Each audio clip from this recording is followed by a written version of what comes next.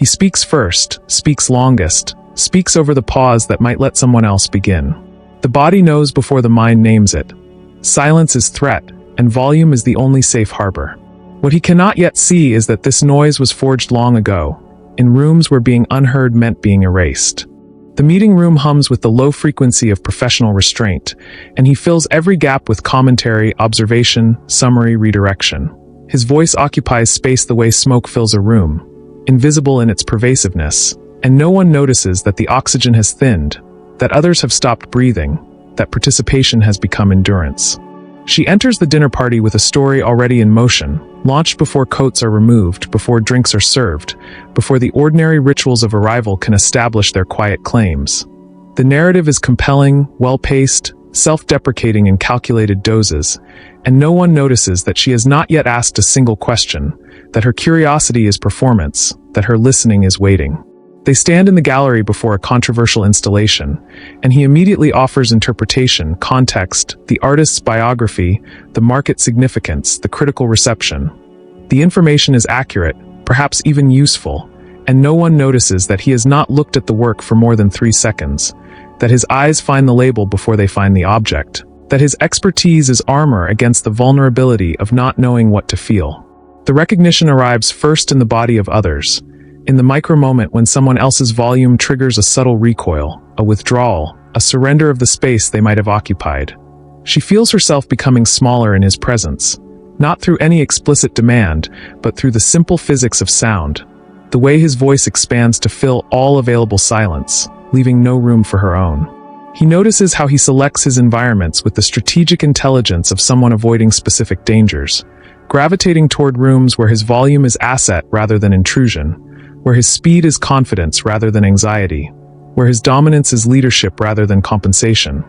The map of social space is unconsciously calibrated, and he locates himself precisely where his noise is welcome, where his silence would be conspicuous.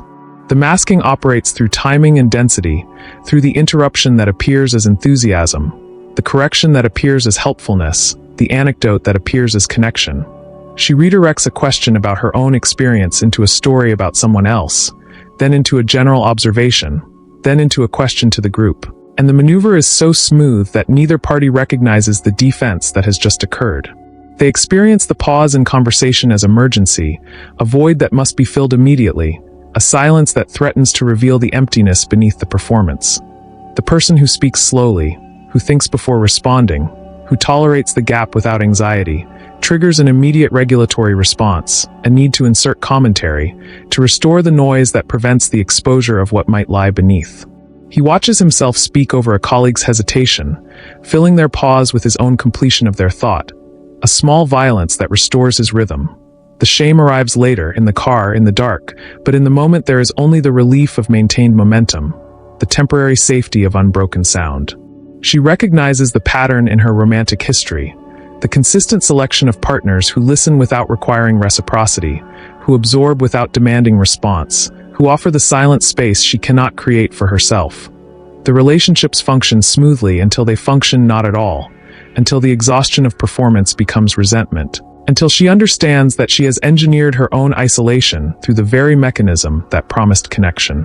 The physical distance reveals the internal regulation, the way he positions himself at the center of every photograph, the way she arranges seating to ensure she faces the room, the way they both experience the quiet corner as failure rather than refuge. The body knows before the mind admits that certain silences are threats to be managed, that the absence of their own voice is a form of disappearance. They develop elaborate systems for preventing genuine exchange, the opinion offered before inquiry, the conclusion delivered before exploration, the certainty that forecloses the possibility of being changed by what they might hear. The performance of confidence consumes the energy that might have developed actual confidence, and the gap between volume and substance widens until it becomes a kind of vertigo. She notices how she experiences listening as passivity, how a genuine question from someone else feels like surrender, how the desire to understand has been replaced by the need to demonstrate already knowing. The classroom of her childhood has become the permanent architecture of her mind, a space where being quiet was dangerous and being heard was survival. The forward pull arrives with the image of a child in a crowded room, voice raised above the chaos, speaking faster and louder to ensure visibility, answering questions not asked to prevent the ones that might expose. The connection between noise and existence was forged in that moment, in that room, and the adult still lives in the aftermath of that lesson, still organizing their entire social life around its avoidance. If this is already making sense to you, it means you're starting to notice patterns most people never see. Subscribe, and let's keep exploring how the mind really works. Now, this is where things start to get uncomfortable. The child learns early that silence is erasure and presence requires proof, that the quiet one is forgotten and the loud one is seen. She stands in the classroom raising her hand before the question is finished, understanding before language that visibility must be seized, that attention is finite, that those who wait are passed over.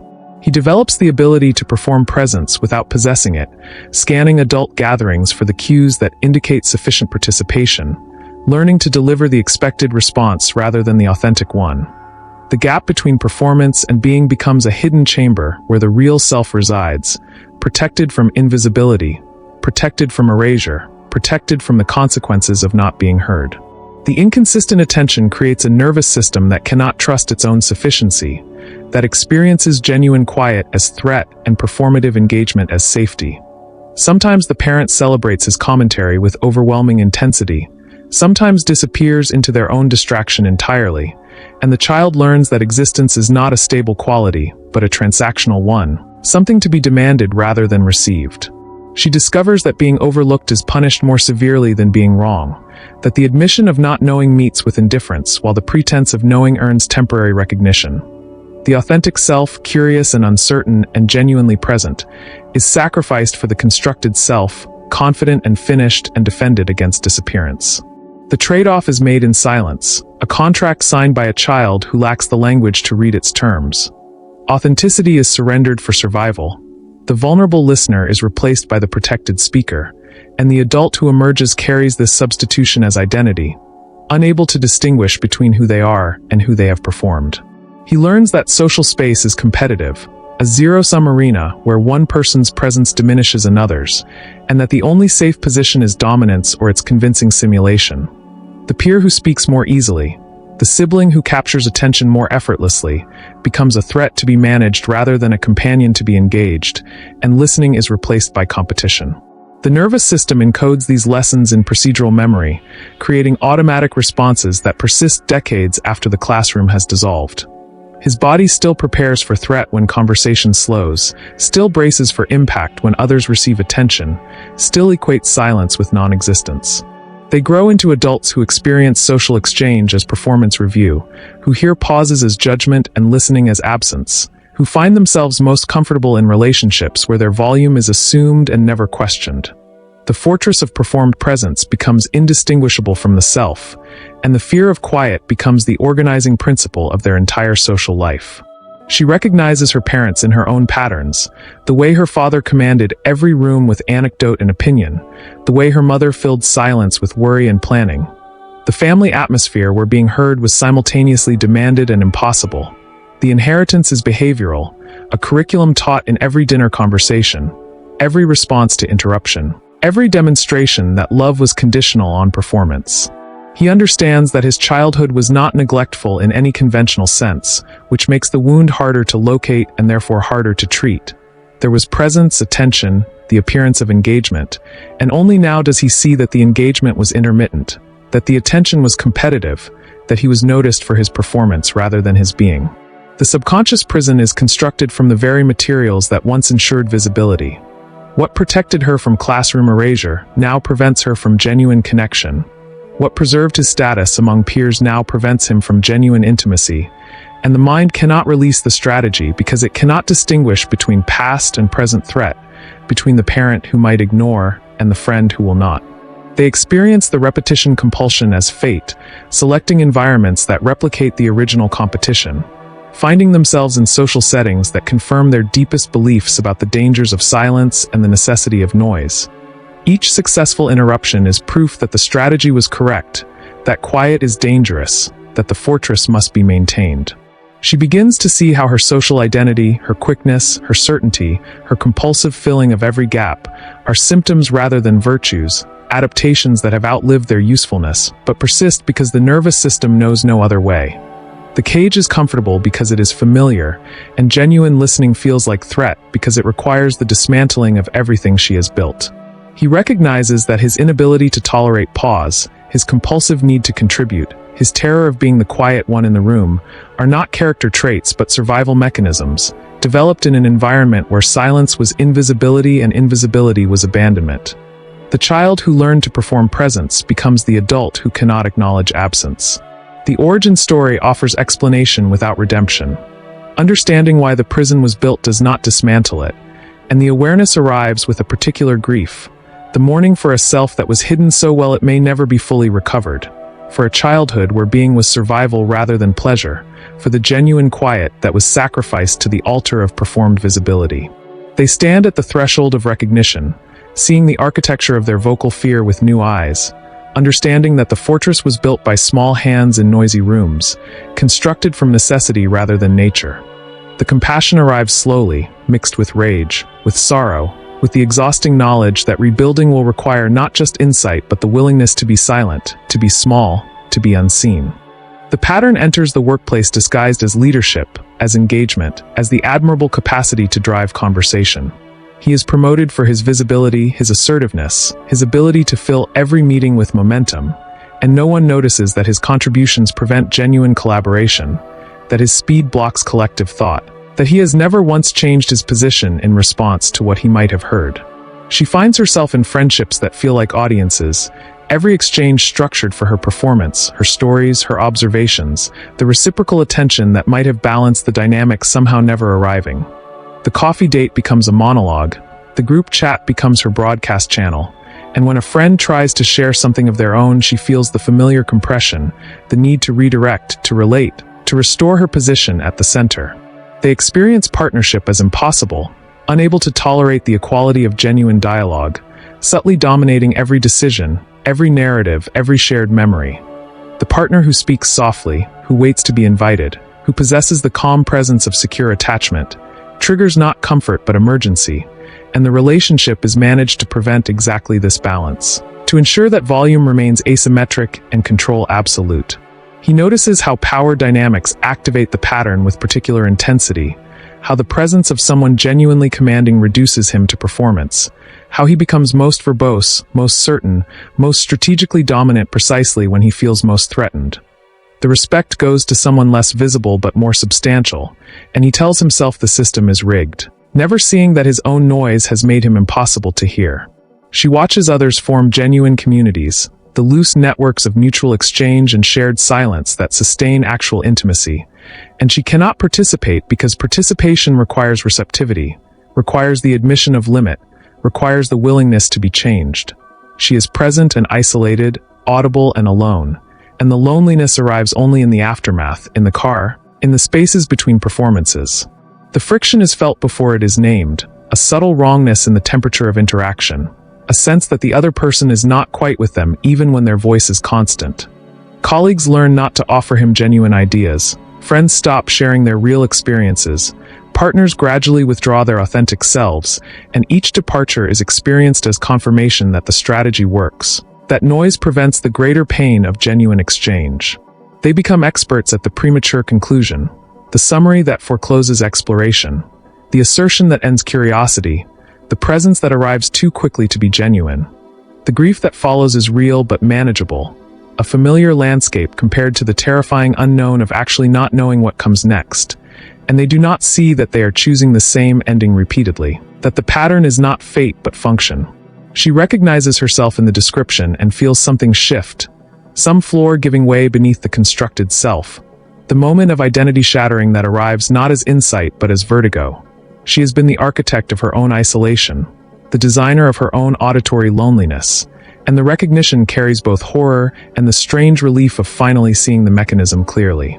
He understands that his relationships follow a predictable arc, the initial charm that his energy commands, the gradual exhaustion as his dominance becomes apparent, the final distancing that leaves him confused and resentful.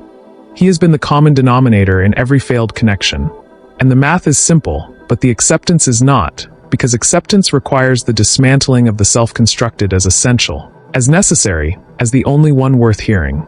The modern environment rewards this dysfunction with the language of personal brand and thought leadership, with platforms that favor frequency over depth, with algorithms that amplify the loud over the considered.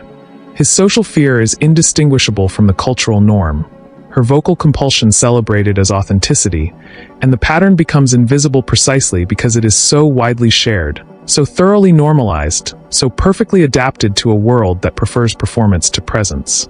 They watch others perform confidence on screens, the influencers and podcasters and commentators who offer the appearance of substance without the risk of genuine exchange, and they participate with relief, grateful for the medium that allows them to curate their presence, to delete their pauses, to present a finished self that never admits uncertainty. The platform becomes their primary social interaction, the audience their safest relationship, and the isolation deepens even as the view counts rise. She notices how the pattern replicates in her parenting, how she cannot tolerate her child's quiet, how she redirects their silence toward her own commentary, how she models the very vocal fear she wishes they could avoid. The inheritance continues, the curriculum is passed down, and the recognition arrives too late to prevent the lesson, only in time to witness its transmission. He sees how the attention economy has evolved to accommodate and exploit this wound, how the media landscape favors those who speak without thinking, how the political arena rewards interruption over substance, how his dysfunction has become his marketability. The cage is also the product, and he is selling his own fear back to himself with interest. The layer closes with the understanding that others have always felt the dominance, that the performance of presence has never been as convincing as he believed, that her volume has been read as desperation, his certainty as fragility. The isolation is not private but visible, not protection but communication. And what it communicates is the very thing he has spent a lifetime trying to hide. That he is afraid, that he needs to be heard, that he does not know how to be silent and survive. The digital age offers the perfect habitat for the pattern, a world designed by and for those who have learned to perform presence without possessing it. The smartphone becomes an extension of the defensive architecture, a device that allows immediate broadcast, rapid response, the appearance of engagement without the substance of exchange, and the body never learns to distinguish between the simulation and the thing itself.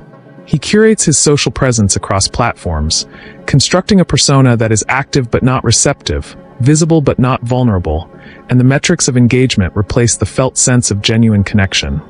The followers accumulate, the comments multiply, and the fear deepens because the digital self cannot be interrupted in real time, cannot be pressed on its contradictions, cannot receive the challenge that would reveal the frightened performer beneath.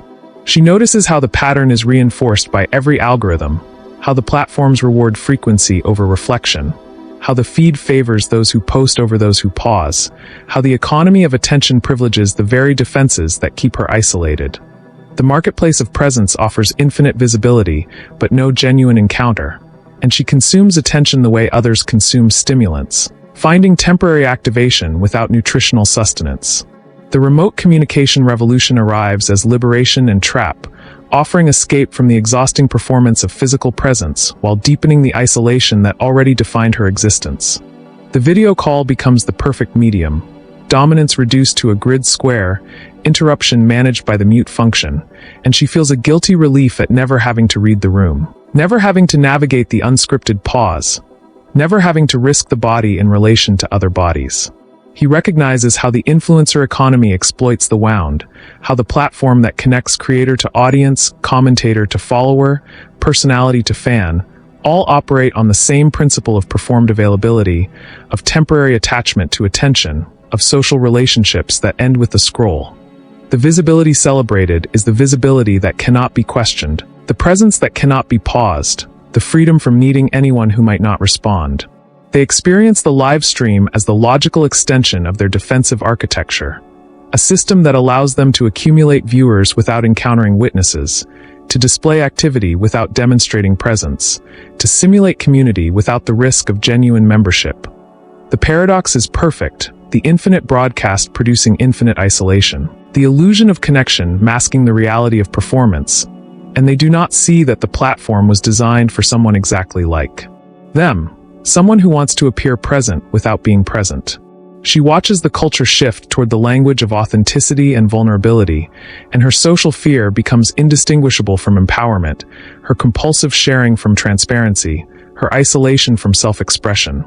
The podcast hosts celebrate the uninterrupted monologue, the influencers model the finished reaction, and the recognition that something is wrong becomes impossible because nothing looks wrong. Everything looks like engagement, like presence, like the successful management of modern social existence.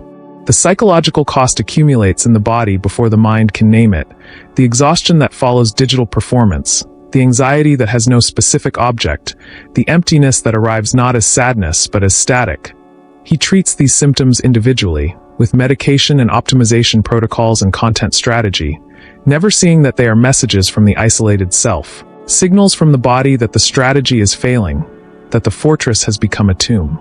They notice how the pattern is replicated in the architecture of their information environments, the notifications that prevent pause, the infinite scroll that eliminates conclusion, the platforms that reward interruption over continuity. The environment was built by people like them, for people like them, and the social isolation is not personal but systemic, not pathology but design. And the recognition offers no comfort because there is no outside to escape to. He understands that the safety he sought has become his prison, that the managed visibility that once protected him from erasure now prevents any genuine visibility, that the control he exercised over his social presentation has resulted in total invisibility.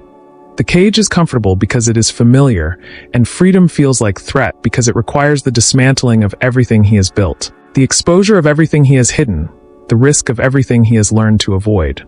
She sees how the digital self has consumed the embodied self, how the performance of presence has replaced the experience of being, how the management of social image has become a full-time occupation that leaves no energy for actual encounter. The screen shows a person she has learned to compose rather than recognize, and the gap between the curated self and the felt self widens until she can no longer remember which is which. The tension peaks in the recognition that the safety of the behavior is itself the greatest danger, that the fortress built to protect against social death has produced a state of total social isolation, that the strategy has succeeded too well and failed completely. He is safe from the pain of being overlooked because he is safe from all genuine seeing, protected from the risk of presence by the absolute performance of presence, and the victory is indistinguishable from defeat. She points toward awareness without offering comfort, because comfort is another form of the same withdrawal, another way of managing the discomfort of recognition. The viewer is left with the raw fact of their own participation in the system, their own reinforcement of the pattern, their own choice of digital noise over embodied quiet, and there is no resolution, only the uncomfortable clarity of seeing the cage from inside. The impulse to fix arrives immediately, a reflex as automatic as the vocal performance itself, the mind already constructing the narrative of transformation, the self already imagining its own redemption. This urgency is the final defense, the last barricade against the full weight of recognition, the belief that awareness must lead to action, that insight must produce change, that the purpose of seeing the prison is to escape it. He notices how quickly he reaches for the solution, the course on active listening, the practice of conversational pause, the therapeutic modality that promises secure presence in 6 sessions or less, the spiritual teaching that transforms silence into wisdom, noise into gift, without ever requiring the actual experience of being quiet in public. She recognizes the fix-it impulse as another form of control, another way of managing the unbearable vulnerability of not being heard, another strategy for avoiding the simple fact that some presence cannot be performed, that some connection cannot be demanded, that some minds will always be quieter, and the only response is to receive them. The desire for resolution is itself the pattern, the inability to tolerate the unresolved, the unresolvable, the permanently unfinished. They have spent a lifetime constructing a self that speaks, that fills, that survives silence, and the suggestion that this self might need to be dismantled rather than improved produces a terror deeper than the original wound. The fortress is not comfortable, but it is known, and the unknown that lies beyond its walls is not freedom, but dissolution, not listening but annihilation, not presence but the complete surrender of everything that has kept them visible. He understands that the child who built these defenses is still present, still frightened, still convinced that silence is death and being heard is survival, and that this child cannot be reasoned with, cannot be coached into security, cannot be convinced by adult evidence that the world has changed. The nervous system does not speak the language of insight, it speaks the language of experience, and the experience that formed it cannot be undone by understanding alone. She sits with the recognition that she may never be genuinely quiet, that the pattern may persist despite every effort to dissolve it, that the fortress may remain standing even as she sees it clearly, even as she names it, even as she understands its origins and its costs. This is the grief that waits beneath the fix-it impulse, the mourning for a self that was lost and a self that was never formed, the acceptance that some healing is not cure but accompaniment. The viewer who recognizes themselves in this description will want immediately to know what to do, how to change, where to begin, and this wanting is the final expression of the pattern, the last demonstration that the strategy persists even in the attempt to abandon it. There is no answer to give that would not itself be another form of the same performance, another way of managing the discomfort of not speaking, another method for turning the raw fact of social uncertainty into a problem to be solved. He sees that the culture offers endless methods for this management, endless techniques for the optimization of presence, endless programs for the transformation of communication, and that all of them participate in the same fundamental error: the belief that the self is a project to be completed rather than a process to be inhabited. The marketplace of identity sells solutions to problems it cannot name, and the consumer buys them with the same desperate hope that once drove the child to construct the fortress itself. She notices how the desire for resolution is itself a form of isolation, the belief that she must handle this alone, that the work of becoming is private labor, that the wound is individual rather than collective. The fixation on personal transformation prevents the recognition that the pattern is shared, that the fortress is everywhere, that the fear of silence is not failure but architecture, not pathology but design. They are left with the simple fact of their own existence, the body that breathes, the consciousness that witnesses, the pattern that persists. There is no redemption offered, no transformation promised, no happy ending to this narrative because the narrative does not end. It continues in every moment of encounter, every opportunity to listen, every chance to be quiet in the presence of someone who speaks. He understands finally that the discomfort of this recognition is the only honest place to stand, that the urge to resolve it is the pattern trying to save itself, that the willingness to remain unresolved is the first genuine risk he has taken. Not because remaining unresolved is virtuous, but because it is true, because the self is not a problem to be solved but a mystery to be inhabited, because the fortress was built for reasons that made sense, and its dismantling cannot be rushed by the same urgency that constructed it. She closes with the image of the child in the crowded room, voice raised above the competition, speaking faster and louder to ensure existence, filling space not yet empty to prevent the emptiness that might come. The small hands that built these walls, the frightened intelligence that chose noise over presence, and the adult who now sees that child with the compassion that was never available then, not to rescue, not to fix, but simply to witness, to accompany, to remain present in the presence of fear without the demand that it transform into something else. The viewer is left haunted by the simplicity of what remains. The body, the breath, the other voices who are also frightened, also fortified, also waiting for the safety that never arrives. The possibility that listening might occur not despite the wound but through it, not after confidence but in the midst of its absence, not in the resolution of fear but in the shared recognition of its persistence.